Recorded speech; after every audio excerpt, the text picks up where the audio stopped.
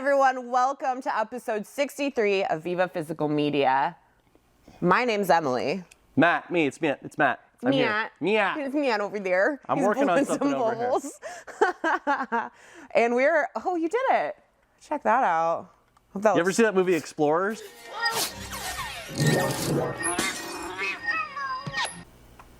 This is the content you came here to see. Viva Physical Media, episode 63. 63, if you can even Blowing believe some it. bubs. So, episode 63, and ooh. What did I think I could just What would you do if I started blowing some bubbles and singing some Les Mis at you? Oh, I don't know what I would do. A world that's full of What if you pop the bubble and then I have never... Wait, you're supposed to whisper it into the bubble and then I pop it and then the song comes out after I pop it. Known. All right, we got some stuff happening at Scarecrow Videos. August 26th. We've been doing movies at the tower, and the tower is the reservoir, right? On Roosevelt? That's the Maple Leaf Water Tower is what we're doing the movies at, right? Correct. Across from the Res, which is a great bar.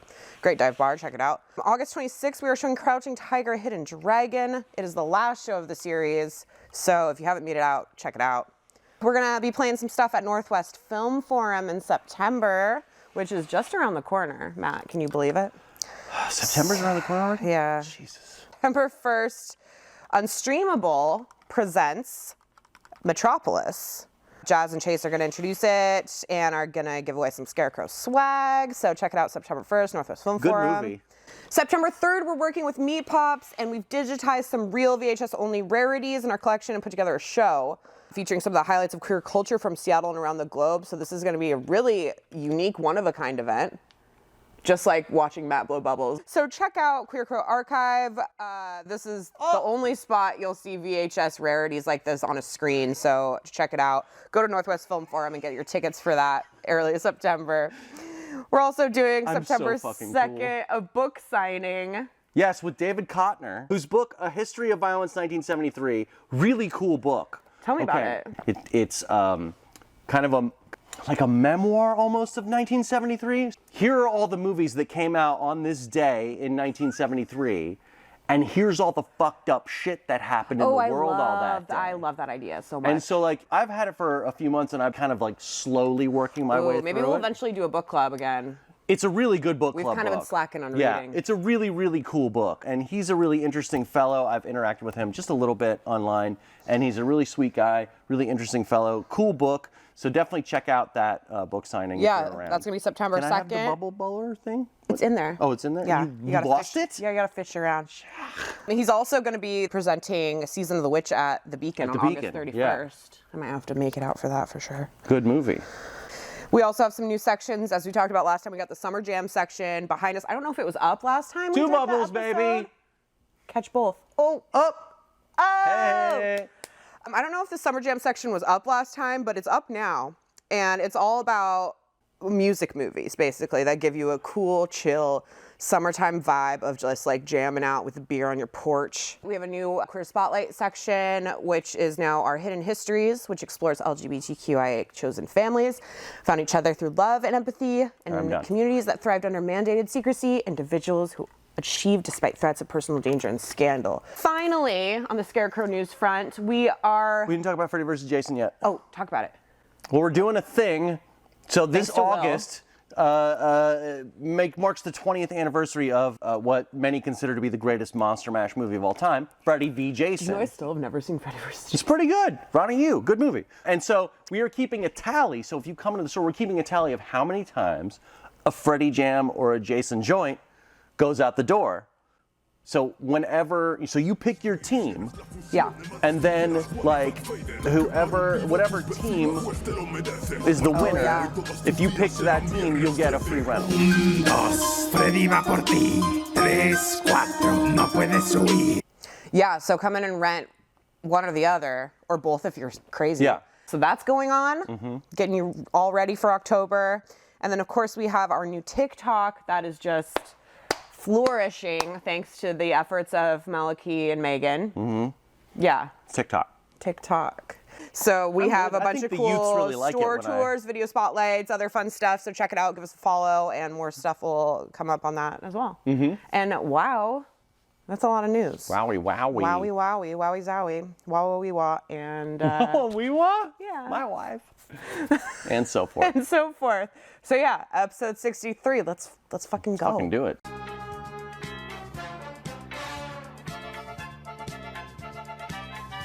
I think I see the content warning right over there. The following segment contains frank discussion of adult themes. Viewer discretion is advised. So yeah, just me and that rugby team. Only God knows where we stuck it. Are you recording?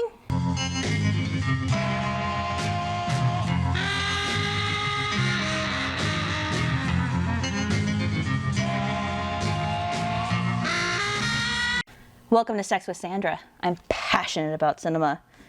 This week, I want to talk about She's Gotta Have It.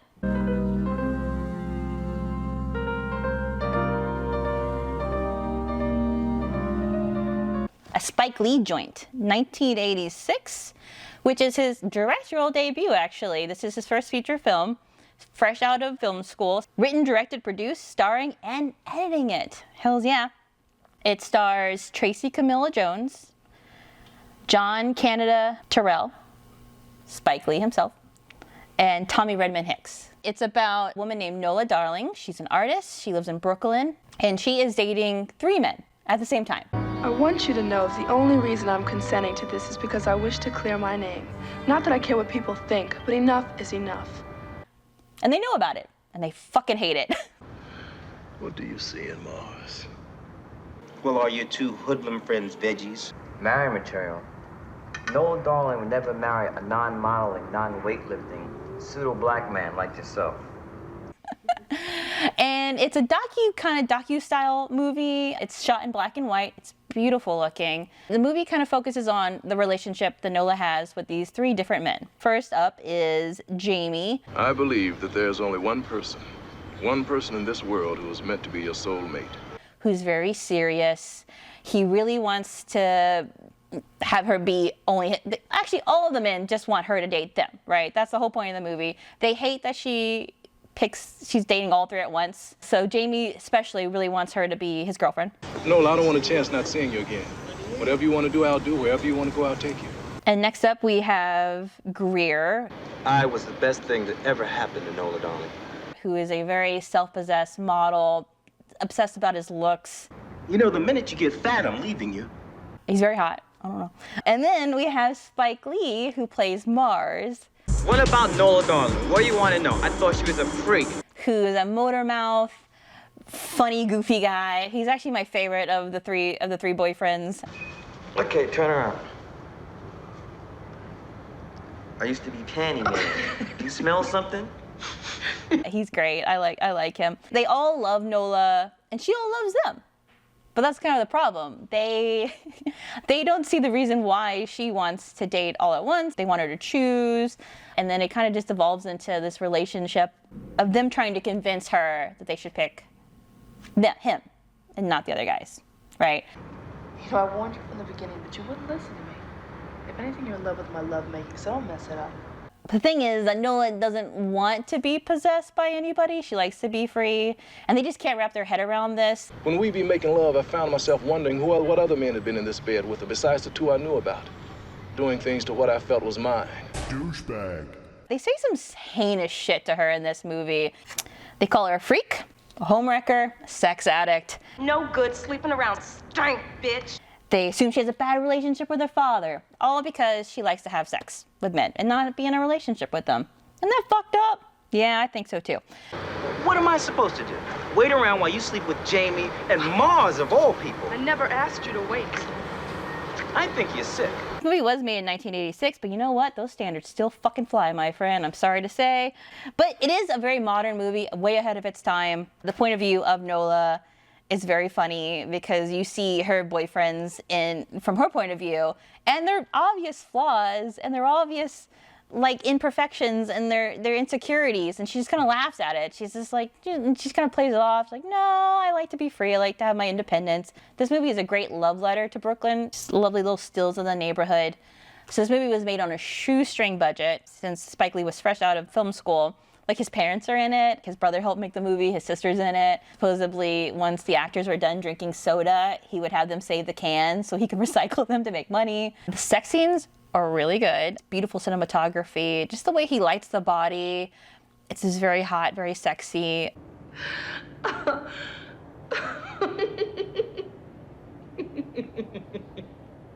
I like Mars because he has sex with his shoes on. Stop, no, stop. I don't know. I think it's funny and weird. He has sex with his Nikes on. His character is so famous for his Nikes that the character ended up later making commercials for Nike. Mars Blackman here again. You know, nobody in the world can cover my main man, Michael Jordan. Nobody. It's got a great jazzy soundtrack that plays throughout. It is shot in black and white, but there is one beautiful scene in color. He was inspired by Raging Bull. There's a girl that I once knew who often had a friend or two. She gave them time, love, wit, and rhyme sublime. Trigger warning, there is a sexual assault scene in this movie, and I find it kind of interesting that Spike Lee said in an interview that he regrets putting that scene in the movie, which I don't think a lot of male directors have ever said that or ever admitted to that, and I appreciate him for saying that. But you know why I hate the sexual assault scene? It kind of, I don't know, it's a little bit honest of relationships. The person who kind of sadly will most likely assault you is people you know in your life, so. Oh, there's a really funny scene where they're interviewing guys and they're giving pickup lines and talking about their dick sizes. Girl, I got plenty of what you need. 10 throbbing inches of USDA, government inspected, prime cut, grade A tube steak. Which I was like, Jesus Christ, did they make this movie last week? Because it's so the same. Like nothing has changed at all. Just a haircut, which those are making a comeback too, sadly. A lot of the styles from the 80s. I just love this movie because it's funny. There's a little bit of drama. Like all the different men, and then there's also like a lesbian character. She has a friend who tries to turn her a little bit, which is kind of funny. But also like, why not? Just do it, you know? Like do it, Noah. But she doesn't, sadly. But I like the idea. In other rom-coms, when this situation comes up, the whole movie is like, who's she gonna pick? I don't know. Like, and then she like he's and haws. This one, she's obvious. She tells them like, I don't want to be with any of you. I love you all in your own way, and I love being with you in my own way, which is how I want to do it. And I think that's great. It's so inventive. Oh my God, this is like so ahead of its time. I love it. I thought it was very refreshing. It's a beautiful movie. The black and white photography, cinematography. It's funny. It's fresh. Yeah, give it a watch. Spike Lee's She's Gotta Have It. I give it 5 out of 5. Please, baby, please, baby, please, baby. We let her create a 3-headed, 6-armed, 6-legged, 3-penis monster. And it was all our fault. The first movie I'm going to talk about today is a movie that has a little bit of magic in it. It's called Lord of Illusions.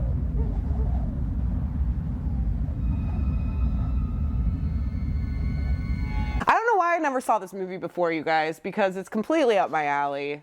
And I like Clive Barker a lot, and this just kind of like flew past me. He told me he likes you a lot too. Oh my God, that's a good one. I know, it's really nice. Clive Barker said he went out to try to make Chinatown meets The Exorcist.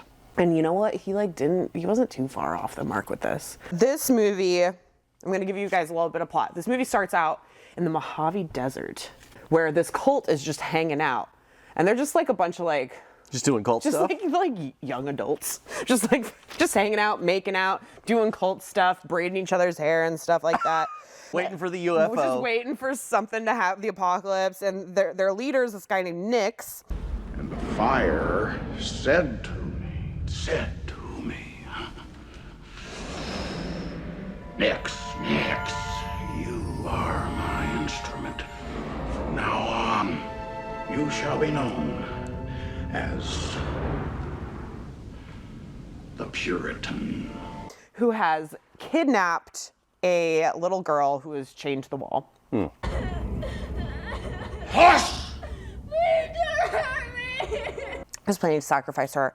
Meanwhile, a few of the cult members who have kind of decided not to be brainwashed are seems antithetical to being a cult member, but what do I know about it? Are planning on saving the little girl and killing Nix. And these guys are led by a guy named Philip Swan, this little weirdo guy, played by Kevin J. O'Connor. Kevin O'Connor, one of my favorite weirdo actors. He is such a weirdo. That's literally the best term to describe Have you ever seen? I don't want to get you off track. Have you ever seen the movie Deep Rising? I don't know, maybe. A tremendous performance by one Kevin O'Connor. You got a real big mouth on you, you know that? Yeah, I know that. I don't like you. You don't even know me.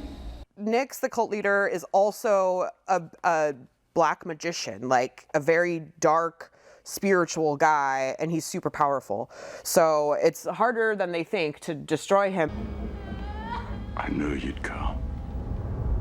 I've got so much power to give you, Swan. But eventually the little girl they free the little girl and she ends up shooting Nix in the back, seeming to kind of maim him, and then they put this metal mask on his face and they screw it in really tight, which is kind of the first of a series of really gory things that happen in this movie. You could see the screws go into his skull.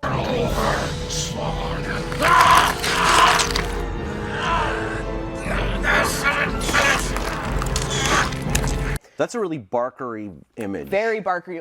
Like the imagery of stuff like gears and stuff and whips and metal things. Seems like something that would have made a Cenobite out of him. Yeah, totally. Yeah. A lot of like bondage-y type things. And so they bind him with this gross metal thing and they bury him underground. And then it's 13 years later and a series of murders are happening. And it's found out that the victims are all the cult members who had turned against Nix 13 years ago. And Private Eye, played by Scott Bakula, is on the case. Bakula like Dracula. Bakula like Dracula. So Harry D'Amour. Yeah. Is he anyone? He's a regular character in some other Barker literature. Okay. Harry D'Amour, who describes himself as a private detective, has been linked with occult activities on several occasions. We regard D'Amour as a highly dubious character, quoted one source. It's nice, Harry. Weirdo Philip Swan is now evolved into his true weirdo form as kind of like a Chris Angel, David Blaine magician. Like, he is an illusionist, he is a performer, he sells out huge venues and he does these crazy tricks, and his hairline is absolutely bonkers. He has like a 7 head. It's insane.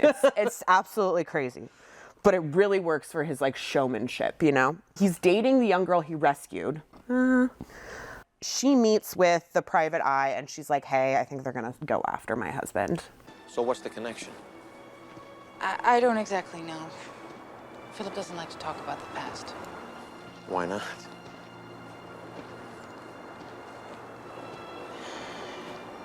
He's a secretive man. He gets invited to Philip Swan's like big illusion show, and he's gonna meet him afterwards. But during the show, he has a new trick where he's chained to the floor and he's rotating and these swords are dropping from the sky and something goes wrong where he can't get out.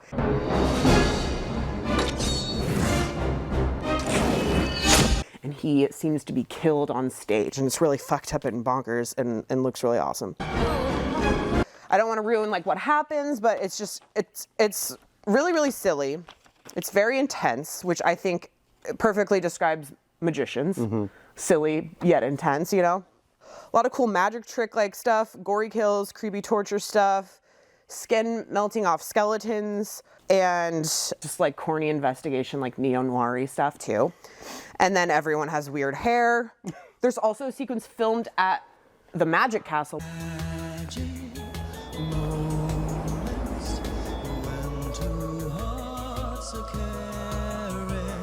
Do you know about the Magic Castle? I do, yes. I was delighted to find out this is a real place. Do you guys all know about the Magic Castle? Our friend Alex T. Thomas actually recently got to go to the Magic Castle. Oh my God, I want to go to the Magic Castle. So if you guys don't know and you're watching, the Magic Castle is a real place in Los Angeles, and it's like the biggest private clubhouse for magicians ever. Mm-hmm. And they have secret meetings and they put on private shows, and a bunch of artifacts are there, and it's just like a really cool place. But it's just crazy that it's a real place that exists. Anyways, they filmed some sequences there, and I think that's really cool. And yeah, this movie was just great. It had a bunch of, it had a good combo of vibes that I like. A bunch of gory Clive Barker-y stuff. A lot of cool, like, crime investigatory shit. And then, like, the underbelly of Hollywood stuff that I enjoyed. So I can't believe I hadn't seen it until now, and I just really had a wild time with it. I'm glad you enjoyed it. I've always really liked this movie. I have always really wanted to see a great paranormal, neo-noir kind of action movie. Yeah.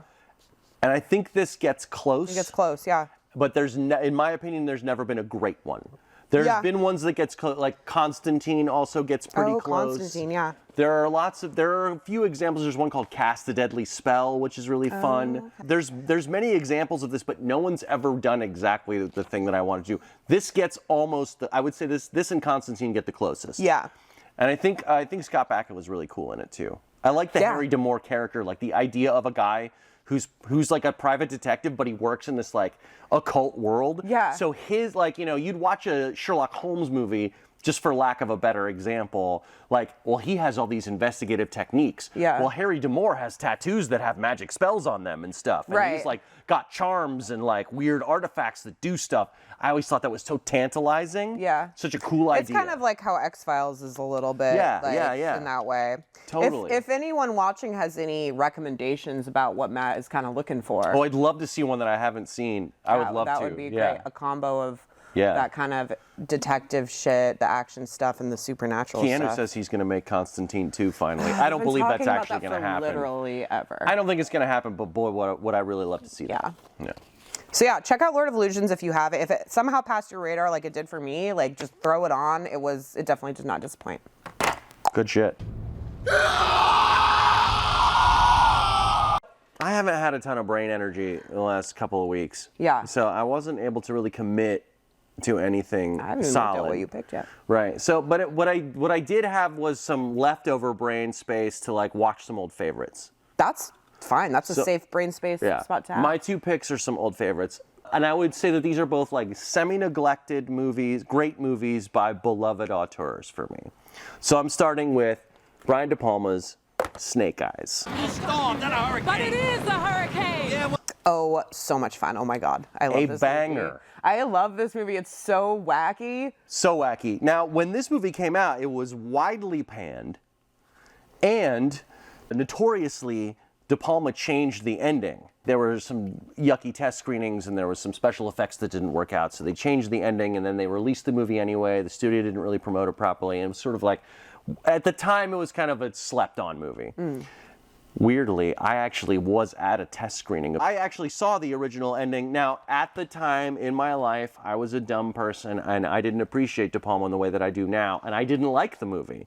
And then I saw it again when it actually came out, and I still didn't like it. So it took me many years to blossom into my love for De Palma to appreciate this movie. Anyway, all of that aside, this is like a kind of stripped down, like a basic neo-noir conspiracy movie. Nicolas Cage is an Atlantic City detective who finds himself embroiled in a conspiracy to assassinate the Secretary of Defense. That's kind of like the catalyst for the story. Yeah. Mostly it's about this corrupt cop who finds himself embroiled in this situation and develops a moral compass because of it. If you like Nicolas Cage, totally Nicolas Caging. Oh my God. I don't care. I don't care. I'm not going to eat it. Pepperoni, sausage, Canadian bacon. Listen, why don't you just get the deluxe and save time, all right? Look. This is like a monumental 90s Nick Cage performance. Yeah. There was that time in the 90s where he was like Con Air, Face Off, Snake Eyes, just banging these out one after another. Right. He's terrific in this. The movie starts with this classic De Palma fake one take. It goes on for many, many minutes. Yes. It's like made up of different cuts, but they're sort of slightly hidden cuts. Terrific. And then they revisit it later to show like the opposite. Yeah, that's so like cool. You come back to this big opening sequence over and over again through different points of view. There's lots of stuff about surveillance, cameras. Again, a checkered shirt. What about him? Coin cup grabber. Look, what's the money? You know him? Nah, you just get to read body language. stuff like that. It's every De Palma trope wrapped all up And into it all one. takes place in like the stadium too. Yep, it takes place in an arena, and it's an all-in-one night movie. It only takes place over a few hours. I was made for this sewer, baby, and I am the king! It is one of the earliest roles I remember for Carla Gugino, who I think is a tremendous actress. Do you have air conditioning? Huh? In your room.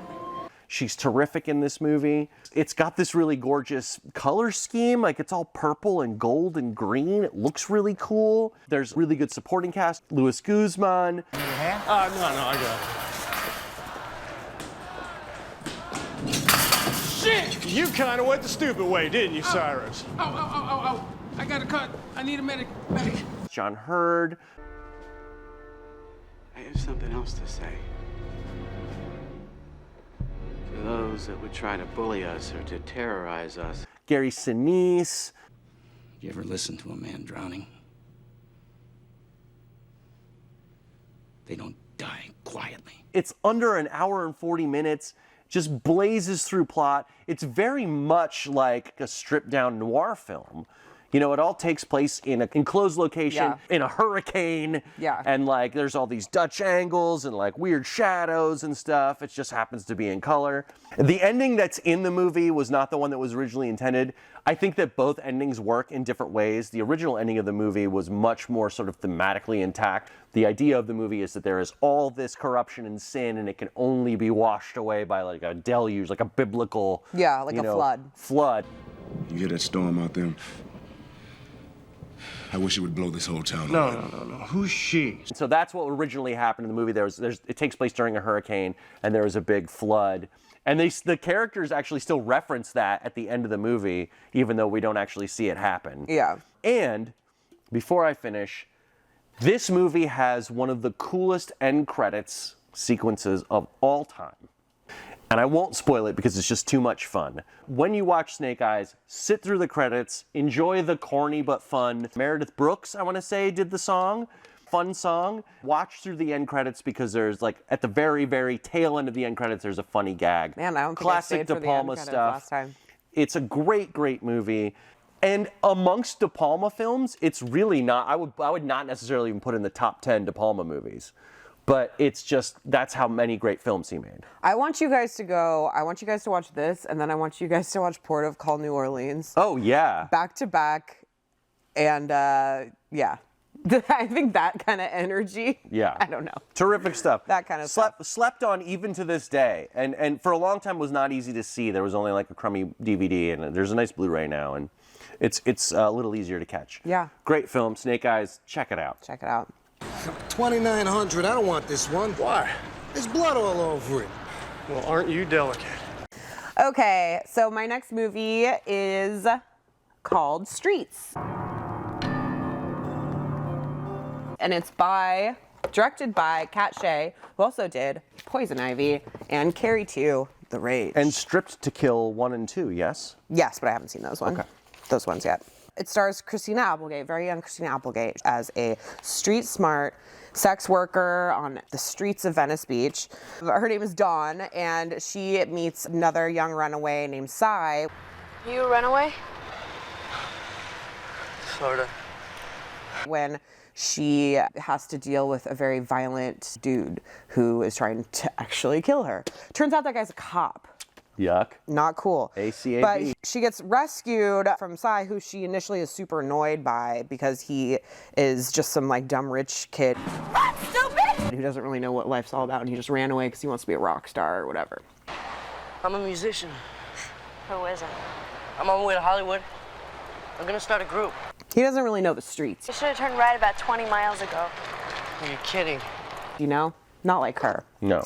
Turns out the psychotic killer dude is actually a cop who is actually a secret serial killer of sex workers in the Venice Beach area, and he keeps like blaming it on other people. And he is super scary. I didn't write down the guy who plays him, but he's got a very Terminator 2 vibe going on. He's unstoppable, wears sunglasses all the time.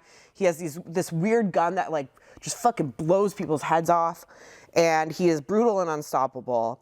So this movie has two things going. It has these kids are running away from the psychotic fucking cop who's just like obsessed with her, and it's them, the underbelly, another underbelly of LA story. I guess that's my theme of Underbe-L.A. Underbe-L.A.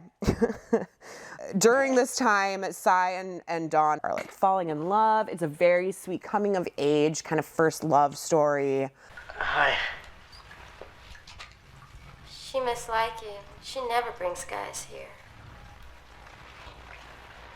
She's an idiot. That I found to be very sweet and charming. Their chemistry was really good. And then all of the like cat and mouse stuff with the psychotic cop guy was also really good. There was a lot of crazy violence, lots of awesome chases and stuff like that. It does kind of come off at times to where it thinks it's a little harder than it is. You know, it thinks it's a little more brutal than it is.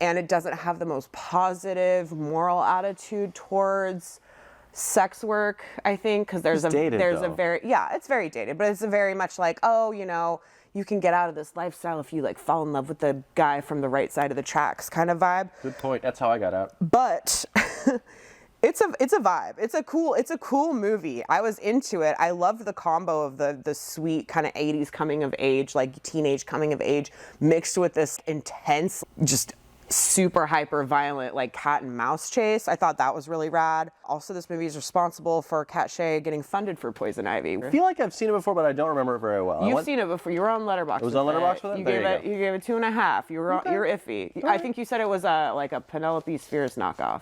Interesting. I don't remember it. I say a lot of dumb shit though, so. Yeah, you do. That's what I thought. Yeah. But no, this one really surprised me. I think this had just been like sitting on my Letterboxd watch list for a long time, and I just happened to pick it up, and it really surprised me. I really enjoyed it, and I didn't even know it was directed by Shea until like midway through, and then I was like, oh yeah, you know, I really like her stuff too. Good movie. If you're interested, check out Streets. You're kidding. I've got psychic anorexia. She's got spiritual dyslexia. And our parents won't let us use the car.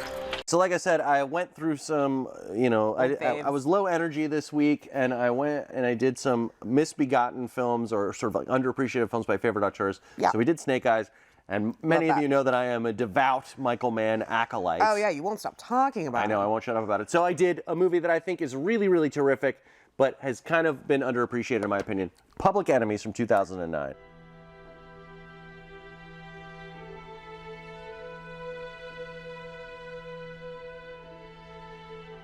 Oh yeah, I saw this in the theater, and I don't think I ever saw it after that. Yep, many people did the exact same thing you did. This is a straight up banger. I think that this is as close to a masterpiece as he's ever made. Like, it's just as good as Miami Vice. It's just as good as Heat. I fucking love this movie. It's so good. Okay. It's the story of John Dillinger, played by Johnny Depp. John Dillinger robbed banks. That's where all these people here put their money. Look, boo Johnny Depp. I do think he's good in this movie, though. And he is being pursued by legendary FBI agent Melvin Purvis, played by Christian Bale. It is by such methods that our bureau will get John Dillinger. And I think that the setup of that leads people to think that you're going to get like Pacino, De Niro, Heat, but set in the 30s with, you know, like Tommy Guns and gangsters. But you don't. This is not what that movie is trying to do at all.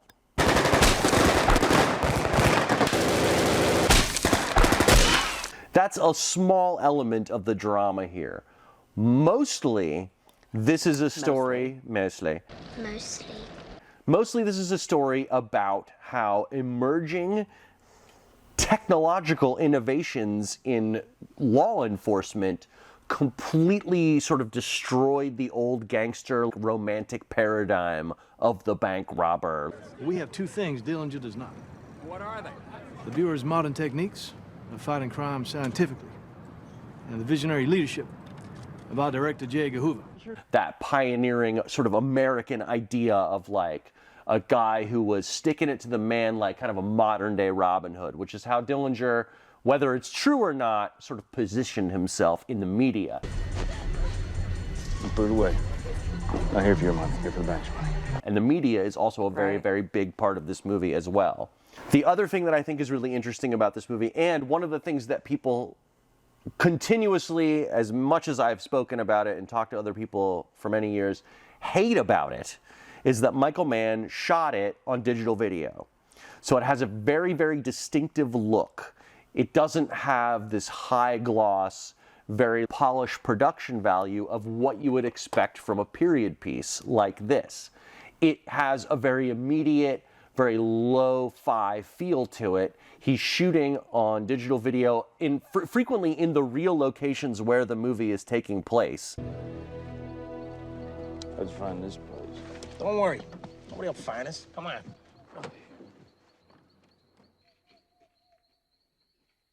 He's doing that to achieve a really direct and deliberate effect of immediacy and almost a documentary-like feeling. I understand why people think it's incongruous, but I think that that is one of those situations where people need to stop saying like, oh, it doesn't look like how I want it to look. Why are we making this choice? What are we trying to say with this choice? Right.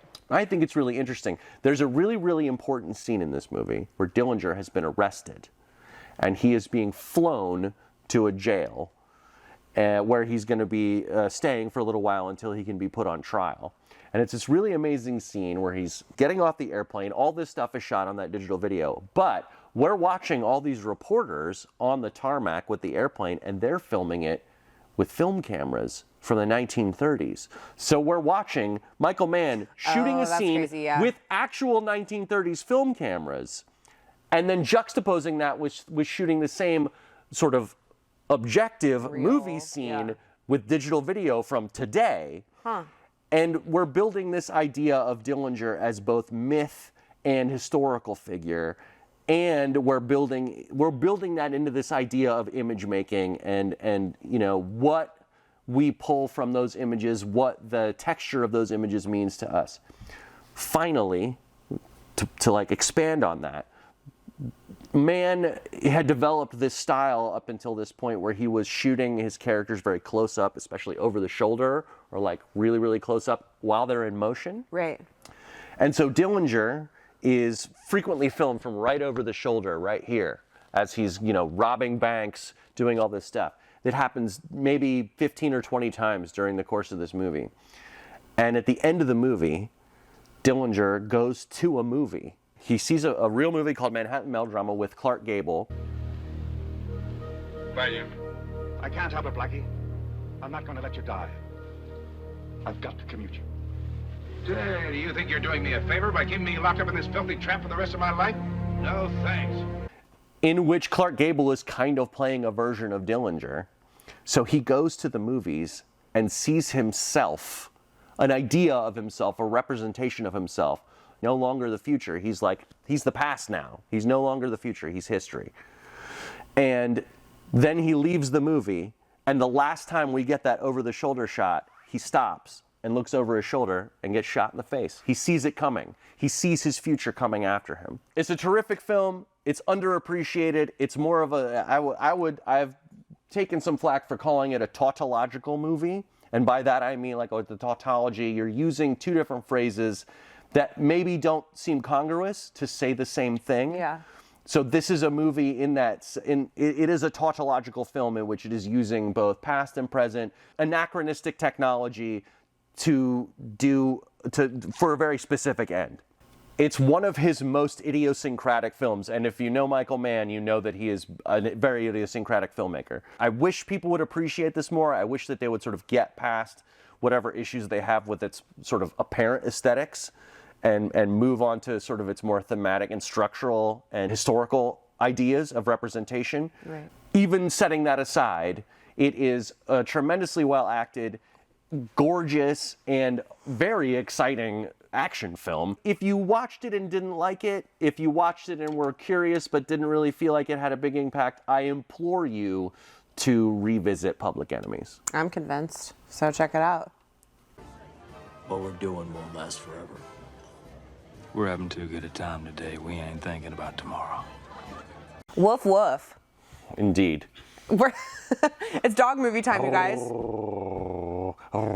That's like Yeah, okay. That's like a growling dog. At first I was like, it's not like a purring cat, but then it turned I could do into... Chewbacca. Chewbacca? Yeah, Chewbacca.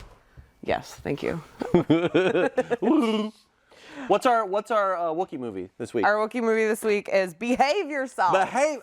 Behave yourself. With Farley Granger and Shelley Winters. 1951, George Beck, who only directed this, wrote 5 other films that I didn't know about. I did notice that the director of photography was one James Wong Howe. Who's that? He shot Citizen Kane. Holy fuck.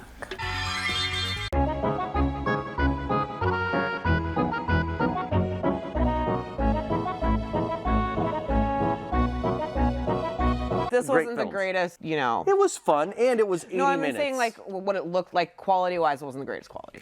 They could clean it up. It's kind of low on dog energy too. And it's low on dog energy. Yeah. But the driving force is the dog. Is the dog. So what's this movie about? Farley Granger plays a guy. He's a slacker. Yeah, and it's his anniversary. But he forgot.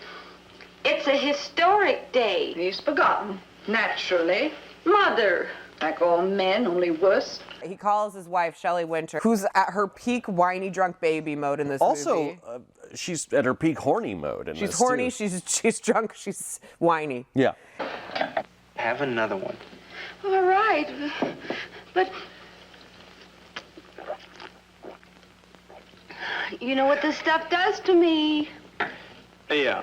They live with his mother-in-law, her mom, who really doesn't approve of him. No. And he calls and he's like, hey, I'm on my way home. Sorry, I'm late. Do you want me to pick you up anything? She's like, what about my anniversary present? She's like, do you know what day it is? Isn't this a day? It's been such a day, all day today. And he's like, a Tuesday? And it's like, and I immediately was like, it's her fucking anniversary. I know it. Yeah. And it was. And of course he forgot, but he's like, oh, I'm like picking up your present right now. I've had this plan. Don't even worry about it. I have this plan. He's like, what did you get me? Oh, and she's like, well, I got a fancy dress that really shows my boobs.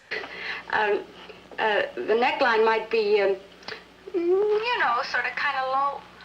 You got the furniture for it, baby. But thank you, dear. Like Matt was It's saying super earlier, horny. it's a very horny movie. Meanwhile, there's this mob deal going down. One of these guys gets a message, and the message says, the dog is trained, walk him down the street, he will lead you to the pickup point. Basically, there are these gangsters and there are these smugglers, and they're using this trained dog as like a messenger go-between. The gangster who originally shows up to pick up the dog is Alicia Cook Jr. And he ties the dog to the outside of a phone booth, and he's making some phone calls, just trying to confirm and figure out, like, okay, am I really supposed to take this dog like down the street? Is this what is actually supposed to happen? Meanwhile, Farley Granger is playing with the dog and giving him little treats and stuff. And the dog gets, his leash comes loose from the place where he's tied up, and he follows Farley Granger home. No, he follows him to the department store where he's trying to buy a nightgown because he's like, shit, I gotta get my wife something. Yes. So he tries to get this nightgown. He writes a little note that says, happy anniversary from me to you, I love you, or whatever. He doesn't end up getting the nightgown, but the dog gets a hold of the note. And smashes up the store. Smashes the store. Like smashes the mannequins, is just a bad boy. So now the guy very because of he when can't Dixie afford grocery store yes. vibes. And he can't, because of that, he can't afford a present for his wife now. Because the guy who owns the store literally grabbed the cash out of his hand and was like, hey, what is this? He's not my dog. This doesn't even begin to pay for it. Hey, you're crazy. I never saw this dog before in my life. Is it my fault if he... Oh, don't. No, please. You know you don't belong to me. You're basically 86 from this department store. Too bad. It's almost like that scene in Enemy of the State where he's trying to buy lingerie for his wife, but it doesn't work out either. And I'm experienced, from a certain perspective. Right. But I just, I don't want to come in here and, look stupid. Too late.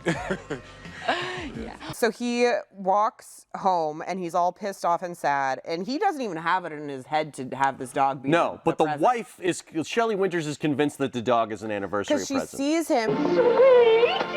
Oh. The dog has in his mouth the note that says, Happy anniversary, Bill. Luckily, the guy's like, okay, I'm saved, whatever. Right. But it's not that simple. It's not that simple. Oh, you darling. Such a little dog. All Farley Granger wants to do is bone his wife. But it's so hard because they live with his mother-in-law. because they live with his mother-in-law, and the dog won't stay out of the bedroom. She's like, this dog's so cute. Come on, get on the bed, dog. After all, he's only a pup, a baby, practically. He wants to get acquainted. Well, I want to... And then she like makes her husband play fetch with the dog at 3 in the morning. Yeah. He's like, it's 3:15, and she's like, play fetch with He's like, the dog. my boner disappears at 3:30. Like, let's hurry up. And they're like, he sleeps downstairs, and the dog like heads towards the door and then does a U-turn and jumps onto the bed. And she's like, we're not gonna leave you alone tonight. Not for a single minute. Shelley Winters, you drunk baby, I agree. Yeah. So, but that's what's Farley happening Granger at home. determines that the only way out of this situation, the only way he can ever have sex with his wife again, is to get rid of this dog. So he tries to track down somebody who owns the dog. You must belong to somebody. Lost Welsh Terrier.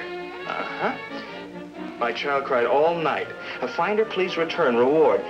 And the bad guys have put an ad in the paper. Yeah, they put an ad to in the find their criminal And the dog. ad's like, lost terrier, my daughter's been crying all night long. Yeah. He's a good guy. He's like, oh, I actually do want to reunite this dog with Also, the I kid, hate the dog. And I need to get this dog out of here, and then maybe I'll get my wife I'll a get new laid dog, ever but again. I really want to bone my wife. And so he goes to the apartment in the ad where he thinks he's talking to the guy who placed the ad, but in fact, Mr. Jonas, but in fact, Mr. Jonas is dead. Slight complication. Because the gangsters have killed him. Hello, Jonas. Sorry, wrong number. Farley Granger accidentally leaves his business card at the scene of the murder. He keeps leaving his business card at like every scene of murder. And then so when the cops find the dead gangster, they think he murdered the guy.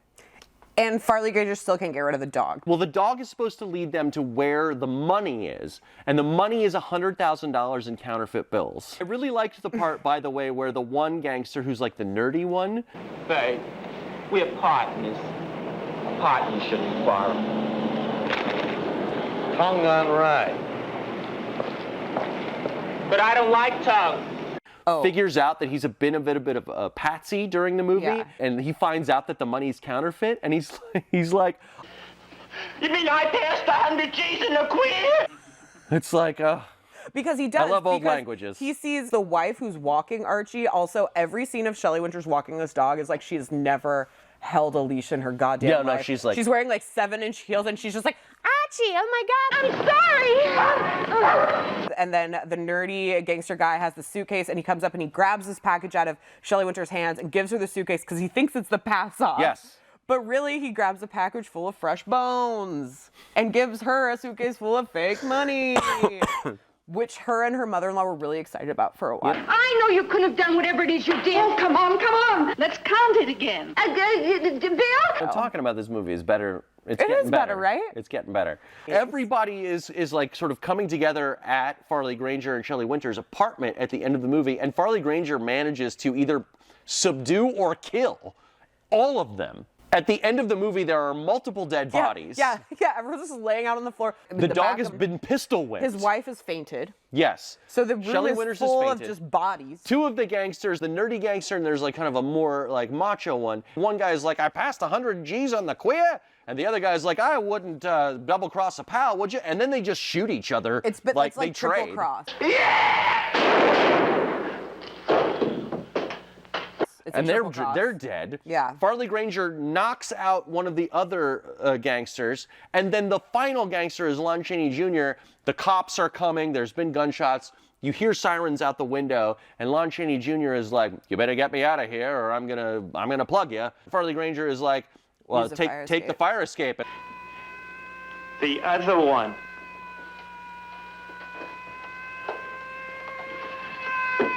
I'll be covering you from out on that. And Lon Chaney Jr. just falls out the fucking window and dies. Great stuff. I mean, Okay, talking about it's this super is, like, violent. a At one lot more point, we fun. find one of the gangsters has been shot in the head. There's just like a guy And then sinking he into just the like tub with a bullet hole. sinks into a bubble bath. It's wild, man. Pretty violent. It is pretty violent. Super horny. Now that we talk about it, it is really violent and really horny. And although it's not like this dog is the main character, the dog is the catalyst for literally everything going on. Yes. They're all trying to get to this dog, Archie. And at the very end of the movie... He's a pretty cute dog, but, you know, he doesn't have much to do. No. He's but just But there. at the very end of the movie, finally... the situation is resolved. Farley Granger has made a ton of money off of like bounty rewards for all the dead gangsters. And he's like complaining about how his taxes are gonna be fucked this year. And then like finally he goes upstairs to have sex with his wife. Who he bought new lingerie for, and the mother-in-law is there with like all of her like Avon lady friends. Yeah, she's having like a Tupperware party or something. And they go upstairs to have sex, and the mother-in-law is like, and why shouldn't he? In his own house? The end. Oh, and then Farley Granger kicks the dog out of the bedroom. So you can finally have sex. 80 minutes. Kind of a banger. You know what? Talking about it, like, it's kind of not does, exciting. It does dissolve into that 1951. Everyone's yelling and yelling and yelling and yelling, and all this shit's happening at the end, which I kind of was like a little irritated with. But it's like also, it's like, come on, what am I expecting here? I thought it was sufficiently weird. I thought it was weird. It's something I never would have watched otherwise. You know, it's just like something overlooked. How many paws do you give it? I'm giving this 3 paws. I think I'm going to give it 3 paws too. Yeah. It's interesting. Also, the comedy of errors about like the mob and everything is pretty fun. The violence? The violence was kind of cool. Would have loved a little more dog hijinks, but that's like pretty much my only complaint. I would agree with that. You know, he does call Archie at one time the hottest dog in town, the kiss of death. this man becomes very frustrated with this situation, and like I really don't blame him. Good stuff. This is a fun one. I'm glad we dug this one out. So we have next a suggestion we read in our mailbag. We read in our mailbag last time. Somebody donated a movie to us. Yeah. We already did have a copy of it. Sophia donated. We already did have a copy of it, so now we have 2. And it's called Doggone Love from, I think, 2004. And I'm worried this is going to be a love on the leash situation, but I could be wrong. Well, I'm going to read the back of the box here. Okay. In a dog-eat-dog world, you need a little love.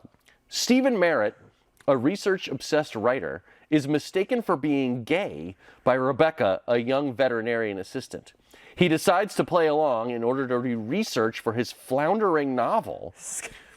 What? This is going to be problematic. Stephen's outlandish plan inevitably backfires, and hilarity, I'll be the judge of that, hilarity ensues as they fall for each other, but are unable to express their true feelings.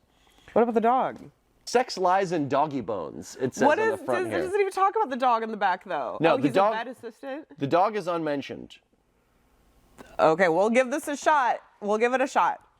Jordan Ladd and Richard Kind are in it, though. I don't know who those people are. Jordan Ladd is Cheryl Ladd's daughter. She's in Death Proof. She's Shanna Banana. Oh. And Richard Kind, you know who Richard Kind is. If you saw him, you know who he is. Yeah. Probably. Did you see Beau is Afraid? Not yet. No. Well, he's in that. All right, cool. Well, we'll give this a shot. And, you know, if you guys out there have any suggestions for dog movies, we're always ready to add to that list. Any and everything. Yeah. Truly.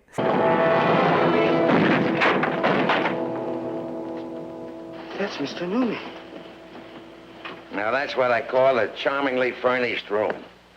Buff up this the disc. Buff it up. Okay. Episode 63 in the can. I think we did a great job. I think it's a solid episode. I think this was one of my best episodes. I don't know how you feel about your performance. I feel really confident about it. I feel like we got some good recommendations. We had a great Sex with Sandra segment. That was a good one. We got some great t-shirts. The mailbag was small but mighty. Mm-hmm. The dog movie was unexpectedly kind of charming. Kind of charming, yeah. I think we nailed it. This is a good solid app. We nailed it. This is the best one ever. It's the best one we've ever done. Yep. It's the best one. Please comment below, like the video, and subscribe, please.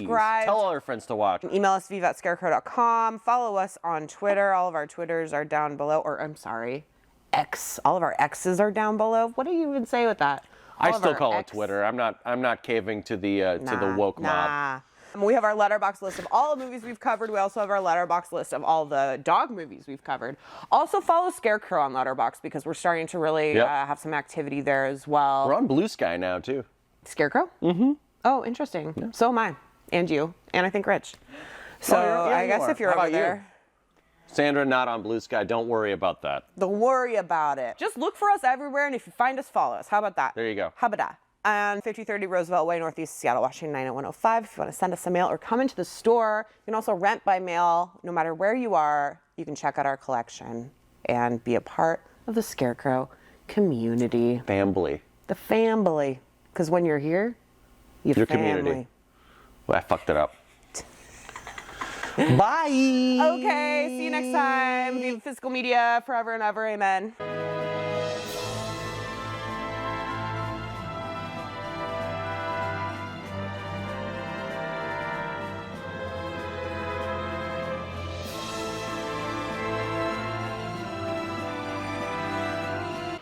What about sex?